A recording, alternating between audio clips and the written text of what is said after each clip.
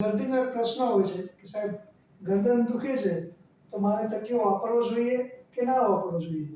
વાપરવો જોઈએ તો કેવો તકિયો વાપરવો? તો સમજી લો કે આપણે સાઈડમાં સૂતા છીએ, તકિયો નથી વાપરતા તો શું થશે કે આપણી ગરદન જે છે સીધી રહેવાની જગ્યાએ ગરદન નીચેની બાજુ વળાંક લઈ જશે. વળાંક લેશે એટલે અહીં દબાણ આવશે. દબાણ આવવાથી આપણને તકલીફમાં વધારો થશે. જ્યારે આપણે આમ સાઈડમાં સૂઈએ છીએ તો આપણે તકિયો તો કે આટલી જગ્યા પુરાય એટલો આપણે તકિયો જોઈએ. તો આપણે જોઈશું અત્યારે આપણે તકિયો રાખીએ છીએ, તકિયો રાખવાથી આપણી ગરદન જે છે એ હવે થઈ ગઈ સીધી. એટલે આપણે જ્યારે પણ સાઈડમાં સૂઈએ છીએ ત્યારે આપણી ગરદન અને ખભો એની વચ્ચે જગ્યા પુરાય એટલો તકિયો જોઈએ. એવી જ રીતે આપણે જ્યારે સીધા સૂવું હોય ત્યારે આપણે સીધા સૂઈએ ત્યારે પણ આપણે પાતળો તકિયો લઈ શકીએ.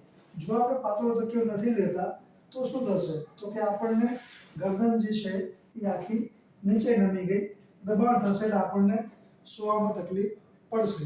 એટલે ત્યારે પણ આપણે પાતળો તકિયો લઈ શકીએ. Thank you.